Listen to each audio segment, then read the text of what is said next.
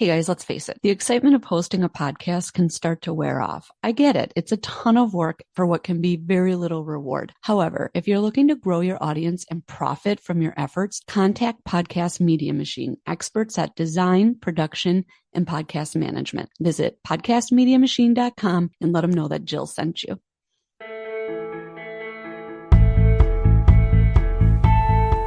Welcome to V is for Victory, a podcast about how small businesses overcome big battles.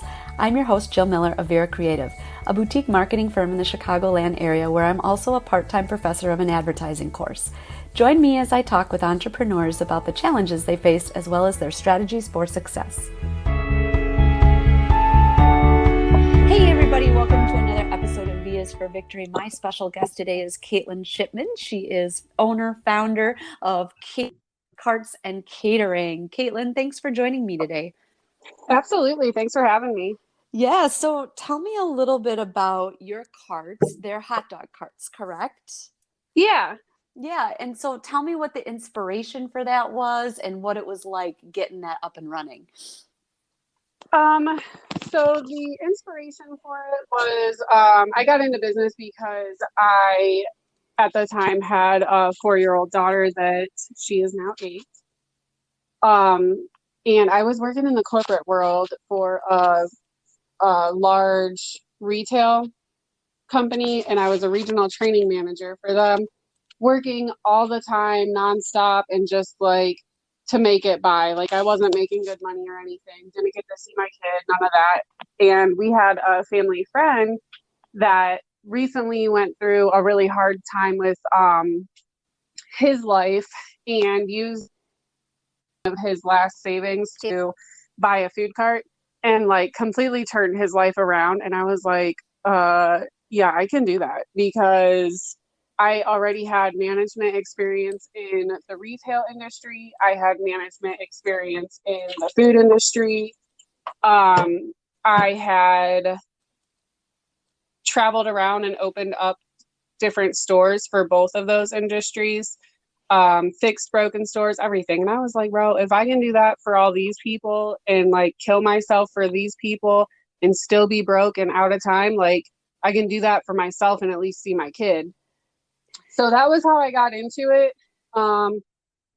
Huge learning curve because as most entrepreneurs would know, and if you don't know, then you're going to learn that managing a business is a whole hell of a lot different than owning a business and building a business. So walking into an already established business that you just have to check off the boxes and do their processes and stuff is drastically different than building out your own processes and figuring it out because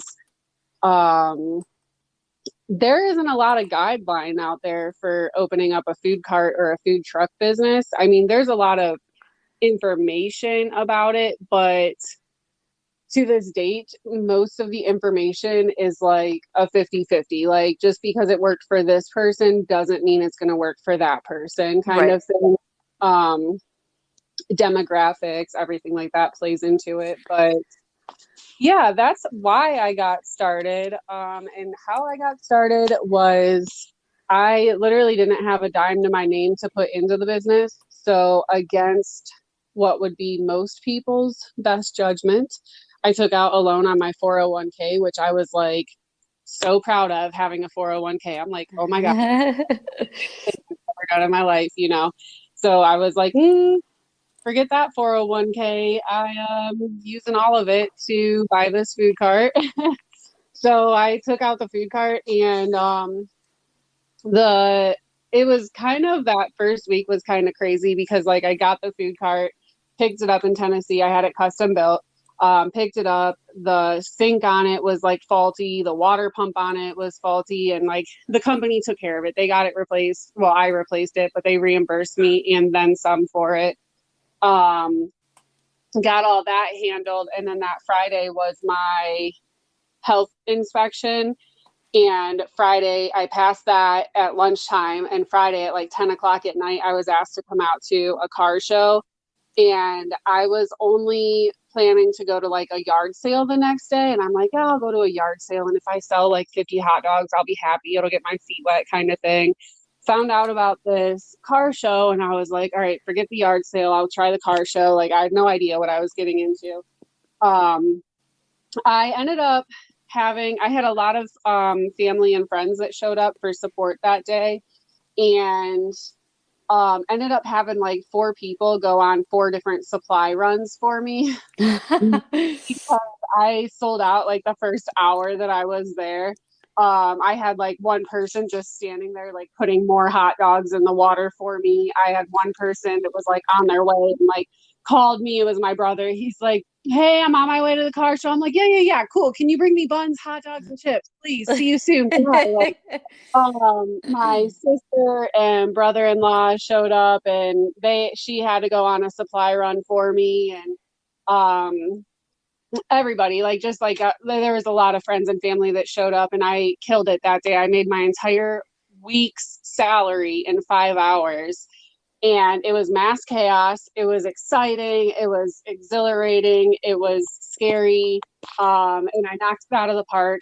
Like I said, I made my entire week's salary that day. So the next day I was supposed to go back for the same thing, and they're like, yeah, it should be good, blah blah blah, whatever. And I was like, all right, well, if I'm going to do this tomorrow, like, I have to go to the store tonight. I spent half of what I made on getting more supplies for the next day, hoping that I wouldn't have to send anybody on supply runs. So I stocked up and told 4 different people I would pay for them to come out and help me and pay for their entry and everything. And I did, and I made $35. Gross. I was like, oh, wow, the highs and the lows just that soon, huh? Yeah. Yeah, and I didn't look back. So that was Father's Day weekend of 2018. Was my first day out, first and second day out, and October 2nd of 2018 was my last day in the corporate world, and I never looked back. Isn't it crazy how we know those exact dates of the last day of the corporate world? It's like a retirement from the corporate world. Yeah, it was incredible because my father's daughter was like, or my daughter's father was like, he was like supportive of the decision, but also like apprehensive of it and stuff like that. And then one day it was like, well, I got to the point where I'm like, I can either do this or I can do this, because I knew that the corporate world was slowing down my progress with the food cart. Right. And it was kind of like defeating the purpose for why I got into it, which was so that I didn't have to drop my kid off at the babysitter all the time and stuff like that.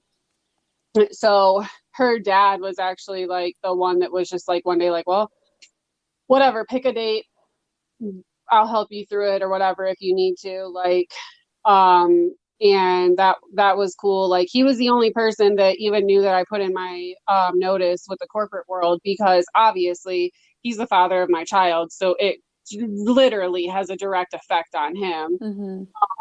So yeah, I didn't tell my own mom, because you just get all those people that are like apprehensive about the situation. They don't want you to fall into like a bad spot or whatever.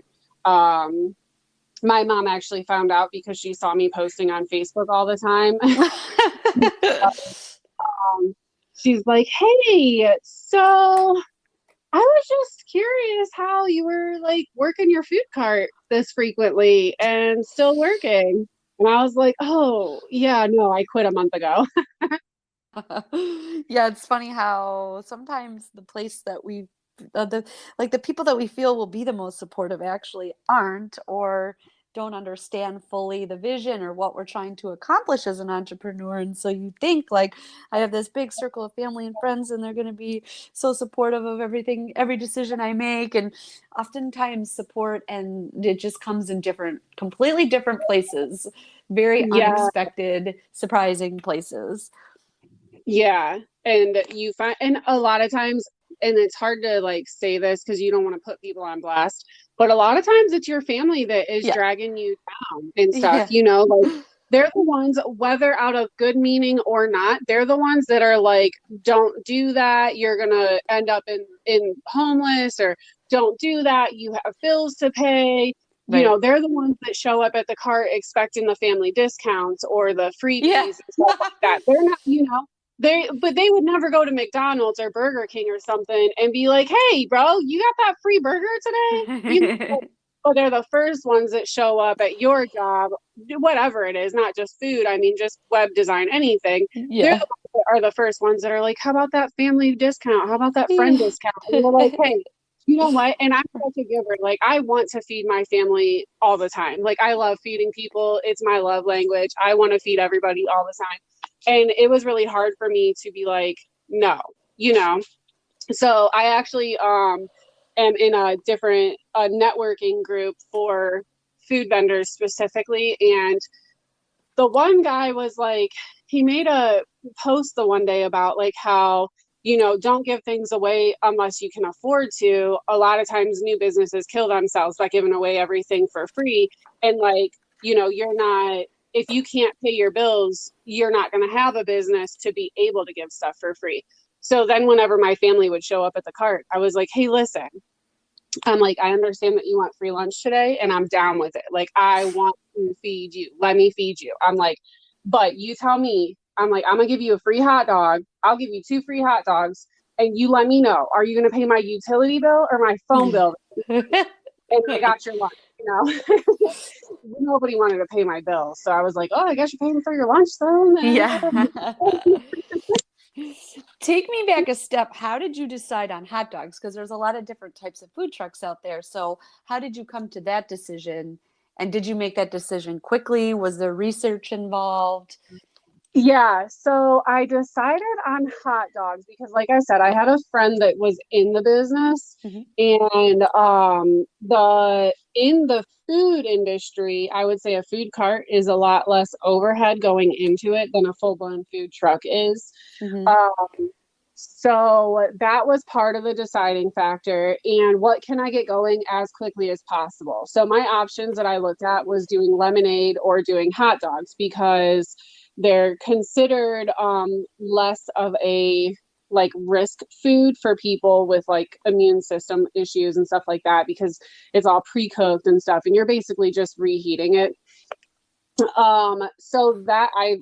So I just want to like preface that with saying that I started with just plain old hot dogs with like ketchup, mustard, relish, and I have drastically expanded to like crazy stuff. But yeah, it was basically because, like I said, my friend was in it and he had really done well with it. It was something easy to get into that I could do from an open air cart, which I wanted an open air cart because I love the food truck idea. um it helps you with the weather and stuff like that, but I love my people and I want to be down there and chatting with them and stuff. Like, I want to be able to hug my customers whenever they Mm. come up that I haven't seen in a long time, like it's a lot less personable on a food truck, and you need more people to run a food truck. So I wanted something that I could do by myself. I didn't have to count on anybody to help me with it, because I was like, my goal, I was just like, I'm just going to go make $100,000 a year by myself and just be satisfied. And I'm never going to have to manage another employee again for the rest of my life ever. Uh, yeah. How'd that Here we work are. out?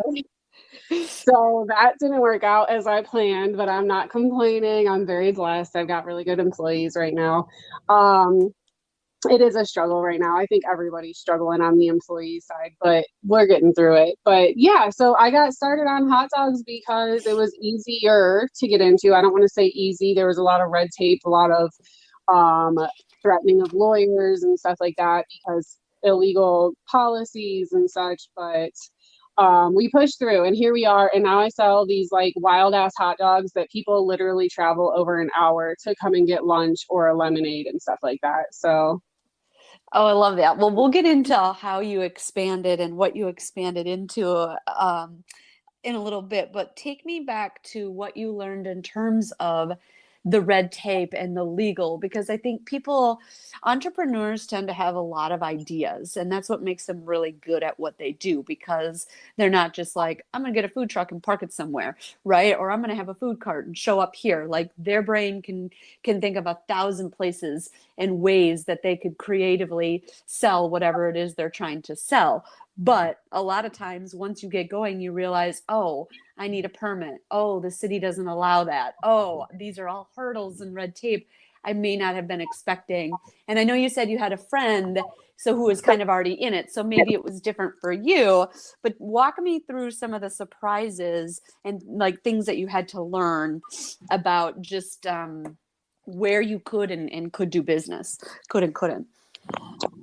Yeah, so my friend lives like 6 states away, so it was actually entirely not helpful. Yeah, right. So I, you know, different rules, different laws. Yeah. realistically too, you would think like you're just like, oh, food truck, cool, let's do this. Oh, food cart, cool, let's do this. But I'll tell you, there are some locations that you could literally sell shrimp off of a food cart. You could sell raw, like, what is it? Sushi off of a food. There are other places that you can't sell anything except a hot dog with ketchup. Literally, you're not allowed to sell chili, not even if it's canned chili, pre-made, nothing like that. So that was kind of part of my learning curve. Was like I knew I needed like the state transient vendor's license. That was kind of a no-brainer because I'm a mobile vendor, and anybody, whether you're in food or not, if you're a mobile business, you need a transient license. So I knew I needed that. I knew I needed my health department license. And like I said, when I started out super basic. Like I was selling hot dogs, sausages.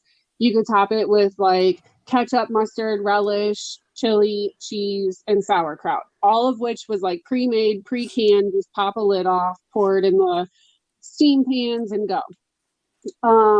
Then I started expanding my menu to a lot of different toppings and stuff like that. And I did not know, and I actually am not entirely sure of the legalities of this part of it to this date, but I fell in line with their little red boxes just so that I could keep going. But I did not know that anytime that a mobile food entity adds or changes their menu, they have to report it to the health department. Ugh. You're not allowed to add anything to your menu without talking to them and getting it approved first, which is fucking I'm sorry. Yeah, sorry. Am I allowed to I shouldn't have asked that. You be you, girlfriend. Okay. So it just blew my mind because I'm like, Taco Bell is not out here asking the health department every time they change their menu. There's absolutely no way. You know what I'm saying? These permits cost way too much money to have to update them every time that you add something to your menu. So I added some like specialty toppings because, like I said, I do these like crazy ass hot dogs. And I added to my menu, and then the health department calls me and they're like, hey, so your website is drastically different than your permit says. And I'm like, stalking you? Yeah. They actually check that stuff, huh? Yeah, apparently so. Do you have to pay? Do you have to pay money every time you change it? Well, I'll tell you, I only update my menu at the renewals so that I can avoid that situation. Yeah, that's where my brain goes to. It's like, oh, health department, how can they make money? Exactly. And that's all it is. It's just a money grab. Because no, they don't generally stalk you. This shit was crazy to me because I was like, listen, street food vendors already have a bad enough rap. Like, I know that there are sketch ass people out there feeding people out of the trunk of their car. I know, you know what I'm saying? So they're letting all these other like fly by night people that are literally selling empanadas out of their trunk. They just get away with this shit. But I mean, But then you have the people that are actually paying into the system, doing what they're supposed to do, and then they want to hassle them about some dumb shit. Like I added pulled pork to my menu, and they're like, "You don't have pulled pork on your license. You're not allowed to do that." And Oh I was man. like, "Tell me where, because I'm pretty sure that Domino's ain't asking you just because they add a different sausage, because that is illegal. Like you can't harass me about that shit." Um, so then that was one of the things that I had to change. Whenever I first started, I did not have, Ohio requires a mechanical refrigeration unit or freezer unit, which I had. I had everything to get approved for like very basic stuff or whatever. But I started offering delivery, and I added the like pulled pork and like a bunch of other toppings to my menu. And then they were like, well, if you're delivering food, you have to get a commercial refrigeration unit that can be in your van. And I was like, says what? What?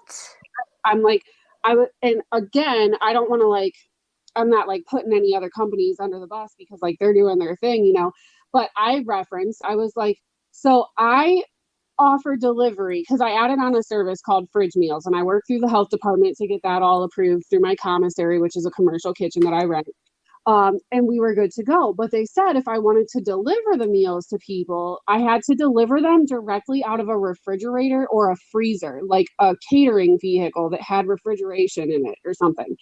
And I Huh. was like, show me in the code, because there is no fucking way that Uber Eats is out here putting a commercial refrigeration unit Right. into all the fucking drivers' vehicles. You got every Tom, Dick, and Jane out here delivering food from all over Ohio to all over Ohio. And I know these bros ain't out here with a freezer in their car.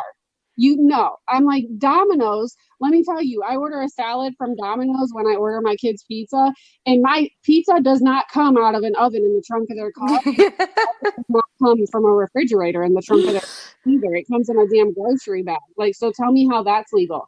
I was like, show me in the code. In the health department, I shit you not, I have it in an email because I save all this shit. That's my biggest tip, honestly, is do everything through email, because then you have records of all this stuff. Yeah, So like get it in writing. Yeah. Writing, yeah, quote unquote. the health department is like, well, we're looking into how we can handle the Uber Eats situation. It's kind of a gray area right now. Like, you have no control over In that the shit. meantime, we'll just pick on you because you're a solo business owner and it's easier to pick on you than it is a larger corporation. Exactly, because they think that the small businesses are just going to bend over and be like, all right, sorry about Yeah. that. Yeah. Um, I don't though. I listen, it is a free enterprise out there to say still, yes, we have to go through more bullshit, but it is still a free enterprise until that right is taken away, but whatever. So I like handle it. So they kept harassing me, and finally they were like, I got the refrigerator to just like keep moving. I'm like, is it worth my time to fight this battle?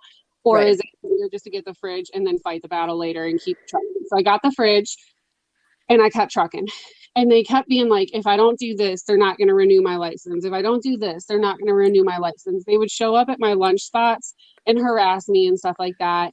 And I'm like, what the fuck is happening? Because I have been in business for over 2 years at that point, and I no complaints, no nothing, like none, you know. And I'm like, why is this happening to me? I'm like, y'all are fucking bored or something, right? We're in the middle of a pandemic and y'all got bored, so like, let's go pick on me. Oh, Okay. yeah. I So forgot about that. I was Okay. like, yeah, I'm like, you Yeah. have nothing to do on your time? Like, really? So I'm just like, okay, listen, I'm like, I have every single thing that you've asked me to do. I'm like, I have documentation where you literally say that Uber Eats is doing what exactly what I'm doing in a less healthy and safe manner than what I'm doing it in, but they're allowed to do it, but I'm not allowed to do it. I'm like, listen, my final stance on this is if you don't give me my fucking renewal, I'm getting a lawyer.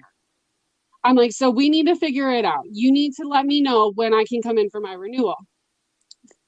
And they were like, this girl did not check shit. She didn't check anything. She was like, good, here's your paperwork, have a good day. And now to this day, they actually, and I mean, I run a legitimate business. They could pop in on me anytime, anywhere, and I'm going to pass. I'm not concerned about that at all. But to this date, anytime they see me at a event or anything like that, that they're supposed to check in on me, they like thoroughly inspect every other food vendor around, and then they just be like, oh, hey, Kate, good to see you here, have a good one, and keep walking. You're like, dang it, I should have said that. Should have said that the first encounter with them, and then they would have been off my back. Oh my gosh. And then there's just different municipalities. So like I said, as a mobile food vendor, I like county to county. Yeah, that could be crazy too. Actually. What was that? City to city. Okay. Wow. Yeah. So like my hometown, when I first got in business, I wanted to set up in my hometown, and they were like, again, I have this all in email, so I don't know, somebody comes after me for defamation or some shit, like you can try, but I've got it all. But this woman was like, well, you can have a temporary permit for 4 months out of the year, and then that's it. And I was like, what do you mean? And she was like, well, because we do it to protect the brick and mortar businesses in town that actually pay the utilities and stuff like that. Mind you, I live in the middle of town. I pay the school taxes. My kid doesn't even go to the school here because she's open enrolled somewhere else. So it's not like I'm scooting out on anything. Yeah. You know? Yeah, you're just living tax-free and bill-free. Right, right. Oh God. Contributing member of this community, and they were like, do it to protect the brick and mortars. And I was like, oh, okay. I was like, please reference this document that shows where this city also did that to protect their brick and mortars, and they got fined $500,000 a day until they fixed their illegal policies that prevented people from the right to free enterprise. Wow. So if you guys want to talk about it, I'd love to talk about it. Until then, I'm going to set up, like, because if you don't have a permit for me, then that means I don't need a permit. You know what I'm saying? And like, if you have a permit, cool, let me get the permit. But if you literally don't have any policies about it, there's nothing that says that I can, there's nothing that says that I can't. Or if it's illegal, I'm just going to go. Like, I'm going to operate a legitimate business until you guys sort out your details, and then we can go that route. I'm not against getting their permits. I love getting permits, because then when people bitch about things, I can set up on the sidewalk in front of their door, and then they can get upset about it. So they did end up changing it, and nice.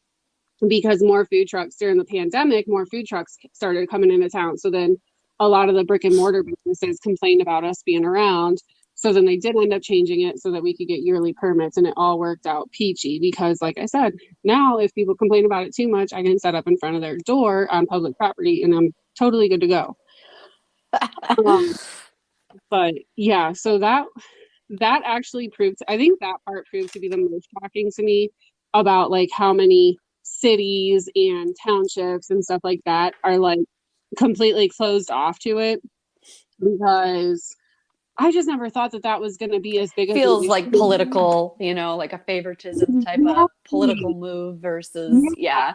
Mm-hmm. Every time I come across it, I'm just like, so what, does your cousin own the pizza shop? Yeah, right. Some nepotism going on there. Yeah, for sure. I'm loving this story here. I feel like people can really learn a lot, just because, like I said, you start a business and you have all these ideas, but then turning them into realities, a lot of times there's just so much red tape. Yeah. So talk to me now about what type, are you year round then? And what type of events do you go to? What are some of the favorite events, most creative events, kind of wacky out there that you've showed up to? Yeah. So now we do live in Ohio, so it does get cold. I have 2 food carts going now full time, not like full time as in like 7 days a week, but like throughout the season, both carts are out running there. We do a lot of street setups, like just pop-up setups. We do have pretty regular locations that we try to be at the same day, same time, and that kind of thing. just for the consistency of the business that helps build it, because we are a destination business more than we're a convenience, which is something that I really pride myself on, because people don't stop at McDonald's because the food is good. They stop there because it's fast and convenient. People come from all over the place to get my food because it is amazing and the customer service is great. And yeah, so I take a lot of pride in that, because I don't ever want to be considered the cheap, convenient option. I want to be like, dang, we're going to Kate's today, that kind of thing.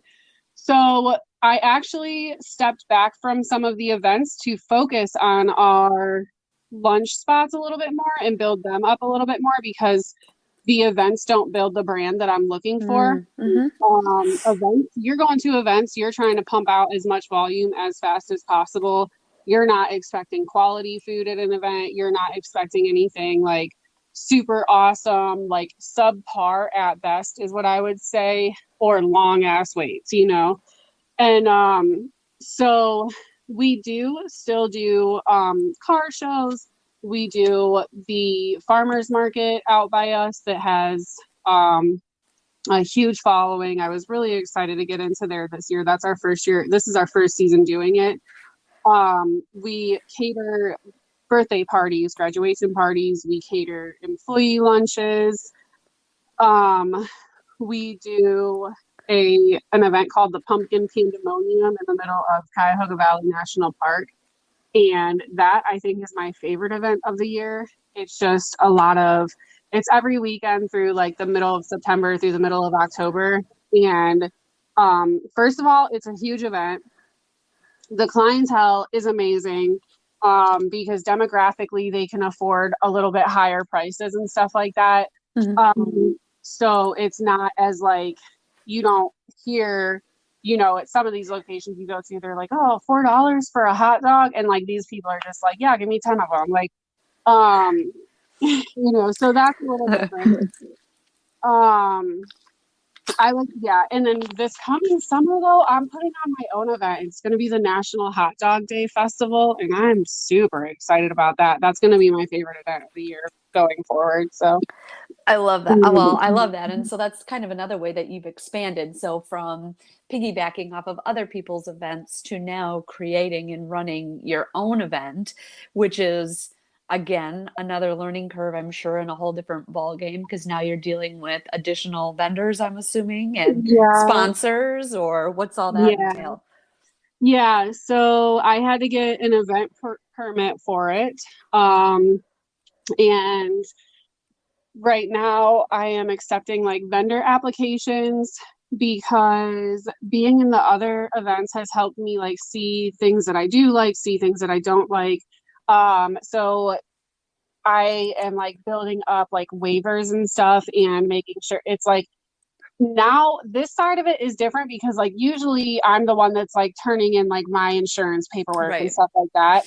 So now I'm like kind of starting to see more, which to me is like, whatever, here it is, But like now I had people reaching out to me that were like, hey, I want to be a part of this. And then I'd send them the application for it, which is just a couple of questions. And they had to send me proof of their insurance, proof of their like health department license, or their license to operate as a business in Ohio or whatever. Standard. Because, standard shit, right? For a legitimate business, that's normal shit. Most people have it right on hand. And I will tell you, I've sent out like 15 applications and haven't heard back from a single one of them. And I'm just like, bro, there cannot be, like, I knew there was a lot of sketch people out there running business and stuff like that. But I'm just like, what the fuck? Like, are you kidding me? And I care about my customers. Let me tell you, my customers mean everything to me. So I am absolutely not going to accept somebody that doesn't have insurance, that doesn't have their license to operate and stuff like that, because then not only does it put my customers at risk, and I'm not saying everybody that's operating unlicensed is running an unsafe operation. I'm just saying that license protects us. It gives me a layer of protection. Their insurance gives me a layer of protection and stuff like that. It protects my customers. And like, I'm doing this whole event for my customers because they are the community that helped me build to where I am. So I want to give back to them. So I'm trying to make it a free event. Not everything will be free. That's not reasonable. That's not feasible. Um, but I'm trying to get sponsorships to cover like the bounce houses and the face painting and, you know, like a craft thing, like a coloring tent or something, like a dunk tank or whatever. So I'm trying to get sponsorships to cover that kind of thing so that it can still be enjoyable for people. It's in walking distance for the entire community. And then if they want to go and buy cotton candy or buy lunch or whatever, then they can do that and not have to worry about spending their money on either food or activities. But the amount of people that are just like, oh, you require insurance? Okay, sorry, I'm out, you know, or just like ghost you afterwards. I'm just like, bro, like It's amazing. And like, I know people who run very legitimate businesses and do everything by the books and care about their people the way that you're describing and still get sued. And so it's like, you know, I've had to learn from, you know, one of my clients that got sued, like, to really take things seriously. So when I teach yoga, I have a waiver as well. And I noticed recently people were signing a waiver that had somebody else's name at the bottom because there's another gal that teaches at the same spot that I teach, like a pop-up thing. And I was kind of like, you know, oh, like that can't happen, you know, that it may seem so small or minute, but like I can't have that. You know what I mean? I right, can't have right. somebody else's name on the waiver if they actually took my class. Like, it's such a huge deal, but It people, I is. feel like, I don't know, they're playing with fire a little bit when they No, they do stuff like definitely that. are. And I'm like the biggest insurance hype girl out there. Like my insurance guy, he takes us out to dinner because like he appreciates all the business that I send to him. I've sent like 4 or 5 other vendors his way. And I'm always telling people, I mean, I've sent other people that are not in the vending business also to him, but I'm always telling people like, yeah, nobody wants to deal with insurance. Nobody wants to do that and stuff like Right. that. Nobody wants to become an LLC and everything like that. So you know what? If you're not an LLC, you have no separation between you and your business. And if you don't have insurance, you have no protection either. So little Timmy is going to come up to the cart because his parents don't give a fuck and he's going to burn his hand on your food cart. And guess who's paying for that, you Yeah. know? And Yeah. guess who's collecting on that hospital bill, you know? Like, and if you don't have a And try getting population, like, you're insured taking after everything. you have a claim against you. Oh, yeah. And the cost of your insurance. So it's a whole nightmare of a mess. And yeah, so good, you know, kudos for you for that, you know, covering your butt on that piece for sure. And being, you know, it's all going to help your event be more successful and attract the type of customer and the type of vendor that you want. Yeah, exactly. I think so. And I'm really hopeful that it'll I was kind of disheartened by the amount of people that like dropped out because of Right. that whole situation. But I want it to be an event that keeps going every year. You know, I don't Yeah. want it to be a one-time thing and I want it to keep building. So I think I'm just gonna I have to stick with my guns on it for my own protections and stuff. Right. Um, so it'll turn out well. Yeah. Okay, so I'm looking at your website now at Kate's Carts, and I'm seeing fitness meals, free fridge meals. So talk to me a little bit about expansion and talk to me about the ways in which you market. So the freezer meals or the fridge meals, that we offer, I slow them down in the summer because they do super well, but the food carts are still our bread and butter. Mm-hmm. In the wintertime, whenever we don't take the food carts as much, we make like home style meals that you just microwave and enjoy. And we actually deliver them right to your door. And they are made fresh. So it's a lot pretty much just go out to the commercial kitchen and spend a day out there cooking and then like get them all prepped up and then we chill them and then we deliver them. So that was an entire pivot because 2 winters ago was like our hardest winter to date. And that was during COVID also. So we didn't have like there wasn't a lot of like indoor food vendor setups going on Mm-hmm. to help us through the winter. And I was not outfitted like I am now. Now today my carts are outfitted with a like canopy and heater and everything. They can run at below freezing temperatures and be wearing t-shirts and they're fine. But so I started offering those fridge meals and stuff like that to kind of just keep us going through the winter. Mostly I did it because I got bored and had nothing better to do. Today, though, I am hoping that by next summer we'll be able to staff it up enough and build it up enough that we can keep it going through the summer. I did keep offering it through this summer. I did not advertise it, though, because if Mm-hmm. I advertise it, it does super well, which is not a bad thing, but I'm so busy that it's hard to keep up with it in the summer right now. So But I love hearing that story of how like where everybody was struggling, you just got creative and shifted and you were able to pivot and keep something going and a little like side stream, maybe maybe not even yeah, that little, you know, but yeah. like side hustle there for your business. That's really smart and really good. And unfortunately not everybody was in a position to do that. So again, kudos to you for Thank seeing you. an additional opportunity and keeping going. That's really resourceful. I love that.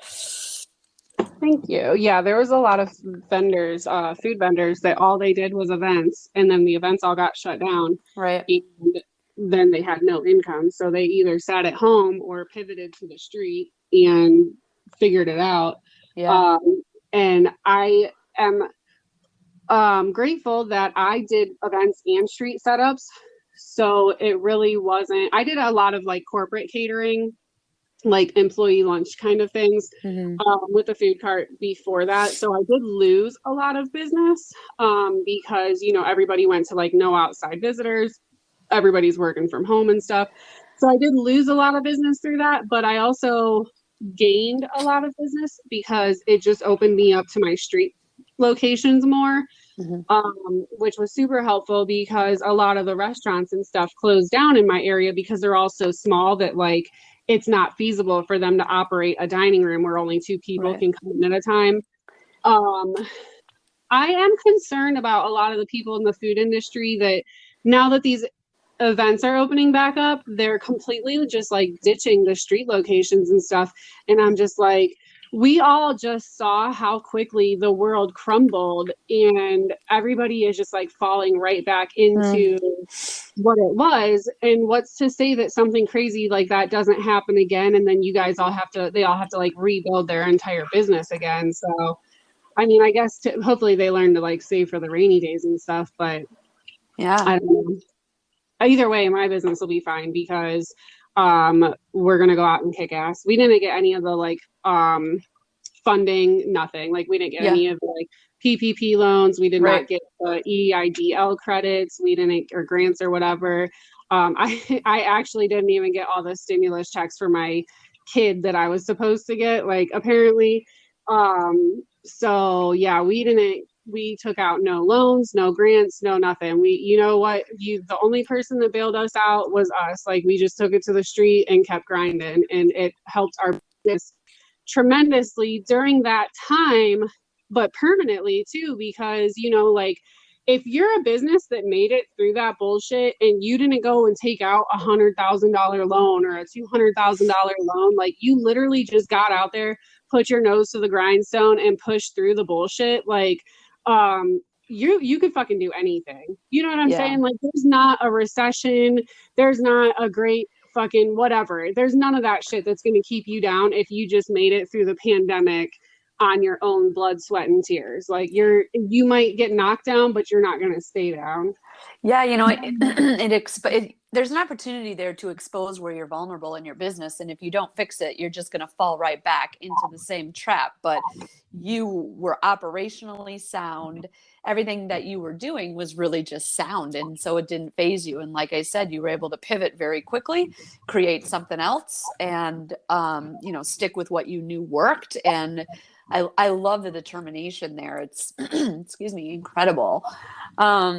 So again, like what's next for you then? What's on the horizons besides your event, which is really exciting? So on the horizon, I am working on opening my own kitchen so that I do not have to keep renting a kitchen, which will cut my overhead a lot during the winter months. I currently have a lease in a location, but I'm looking at options on whether I should just buy a location or not. So I'm kind of working out the logistics on that situation right now, um, on whether it's worth it to fix or just build something else. Mm. Um, I'm also so I'm trying to get that. This winter, I really want to like buckle down and get the fridge meals going strong enough and get a team going strong enough that I'll be able to keep pumping those out all summer next summer because my goal with those meals, and this is maybe a little bit longer term thinking, is that I'll actually have like a little store that people can just come in and shop directly from the refrigerators Mm-hmm. for their meals. And like you said, I've got a fitness meal line also, which is broken down by like the macros for people and it's super healthy and everything. And I thought like it would be cool to offer like nutritional guidance with the meal plans or the meals for your guidelines or whatever. Because I am a certified nutritionist. So I thought that that would be cool to offer as like a full package ordeal. And I started working with a gym last year to partner with them for that. And that worked out super well. So Good. Yeah, I I, was going to ask, any partnership opportunities there? Because I know of a gym that did that on their own because she had like a protein line and then she launched like a brownie line and then she launched a healthy meal line. And so people would just pay for it and they had a refrigerator right in the lobby area and they would pick it up. yep, that's And it exactly worked what we well. did Yeah, too. yeah, perfect. He referred his nutrition clients to me, and then they could pre-order their meals online for what they needed, or they could shop right from the little fridge in the gym. And there was like, Yeah. we do the honor system. We live in a smaller Right. community. Yeah. I love that. The honor So system. Yep.